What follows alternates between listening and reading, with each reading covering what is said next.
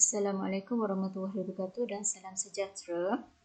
Okey, untuk kelas hari ini saya nak awak fokus terus menjawab soalan praktis pendiri 5.1D yang mana melibatkan penyelesaian masalah daripada semua apa yang telah awak pelajari lah sebelum ni. Maksudnya daripada graf mudah, subgraf, berpemberat dan sampailah ke topik terakhir iaitu pokok.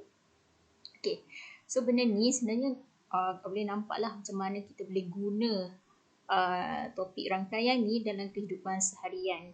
Okey, so daripada tutorial ni anda boleh buat lah tahu macam mana jawapannya dan kenapa jawapannya menjadi sebegitu rupa. Okey, kita pergi terus soalan pertama. Soalan pertama ada dua jadual yang melibatkan nama tempat diwakili oleh bucu. Maksudnya kat sini dia dah bagilah bucu tu saya nak siapa. Kemudian di setiap bucu itu ada tepi yang mengaitkan antara satu sama lain dan ini merupakan pemberatnya. Kalau tengok kan. Okey. Kalau boleh nampak lah tadi hari tu saya dah cakap pemberat ni suatu unit lah.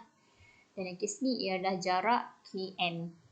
Yang mana dia diminta awak lah. Okey, nombor satu awak nak nampak lengkapkan rajah satu dengan melukis graf tak terarah. Bila tak terarah awak tak perlulah buat dia punya direction kan, arrow, anak panah dia. Dan berpemberat. Okey, so kita lengkapkan lah seperti mana yang dia nak. Okey, saya ambil guna pen merah. Okey, kita tengok satu persatu lah. Maksudnya awak kena rujuk kat sini. Okey, S pergi ke M. Okey, kita tak ada tepi. So awak kena tambahkan tepinya. Kemudian buat 8. K pergi ke M, tepi dia pun tak ada, so awak tambahkan 8.4. Okey, ini kita dah buat. K pergi ke T, dia adalah 5.2. ST, okey dah ada 5.9. SM 3.5. S pergi ke KS 11. CJS 4.9. CJ pergi ke KS dia adalah 15. CJ pergi ke T. Okey, yang ni dia makan sikit. Okey, 10. Okey, jaga dia. Okey, maka bila lengkap dah semua tepi-tepi yang kita dah buat ni, maksudnya dah menjawablah soalan bagi 1A. Okey. Tu kita punya kemahiran berpemberat lah, graf berpemberat. Okay. Kemudian B pula. Okay. B kita pergi ke bawah sikit. Okay. B ni saya dah ambil, saya dah copy paste balik lah gambar rajah yang lagi cantik. Okay. Untuk kita selesaikan soalan B pula. Okay. B kita akan relate balik dengan pokok. Okay. Dia mesti pokok pemberat minimum. Dengan setiap tempat hanya dilalui sekali sahaja. Okey, maksudnya kalau contoh kita nak pergi satu tempat tu, kita kena lalu tempat tu kali kedua. Tak boleh lah. Okey, contoh kat sini. Okey, bila minimum, kita dah boleh bayangkan lah macam latihan yang lepas. Awak kena pilih lah mana-mana tepi yang paling berat tu awak kena buang siap-siap. Okey. Tapi sebelum kita nak buang yang mana, kita kena tahulah berapa banyak tepi yang sepatutnya dia ada. So dalam kes ni kita tengok 1, 2, 3, 4, 5. Kita ada sebanyak 5 bucu kan?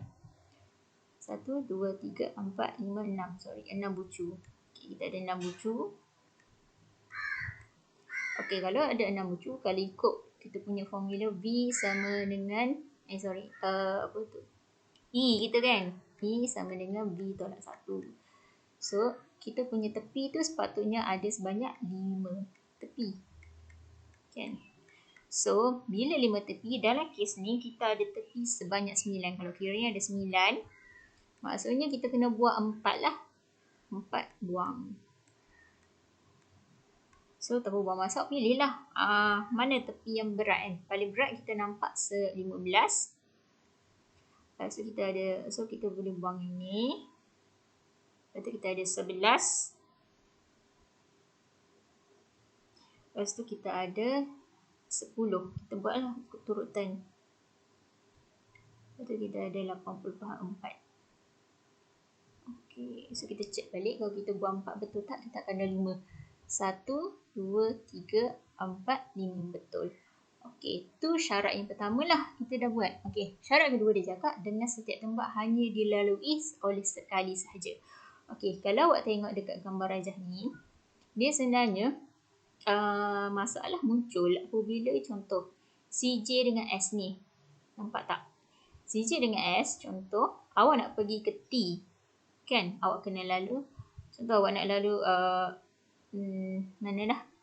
CJ ni nak pergi ke T. Awak kena lalu S dulu. Kan? Ataupun satu lagi boleh nampak CJ ni nak pergi ke M. Kan? Maksudnya daripada M nak pergi ke CJ. Lepas tu nak pergi ke T. Yang tu awak kena lalu S tu 2 kali. Nampak tak? Maksudnya contoh awak pergi kan M nak pergi ke, mula-mula awak pergi ke CJ dulu, kemudian nak pergi ke T. Awak akan lalu S ni 2 kali. So benda ni dah jadi, tempat S tu dah kena lalu 2 kali. Tu yang kita tak nak lah sebenarnya dalam bentuk untuk kes ni. Kalau ikutkan dia ada kira pokok lah kan. Macam dia bentuk ni. Dia ikut syarat dia. Tapi dalam kes ni dia tak nak dengan setiap tempat tu hanya dilalui oleh sekali. Okay, kalau contoh kita nak ulang alik tu dah kena S tu kena lalu sekali lagi. So dalam kes ni kita kena buang lah yang ni. Kalau awak tengok, so garisan untuk mana tadi?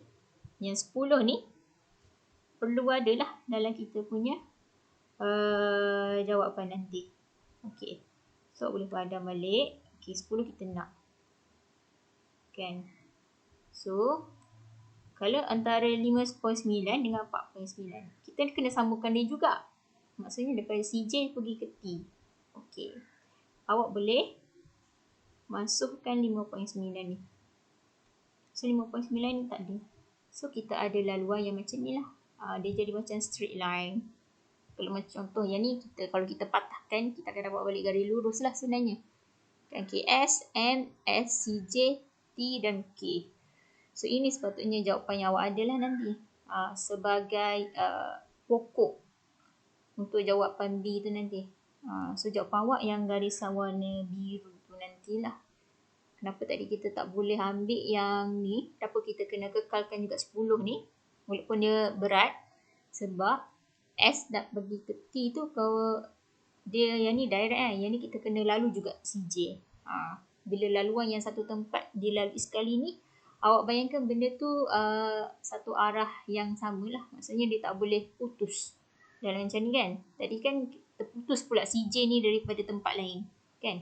Nak pergi tempat lain, awak kena lalu dulu S sekali lagi. Macam tu kita tak nak. So kita buat laluan yang kalau kita patahkan, dapat balik garis lurus lah. Untuk jawapan B.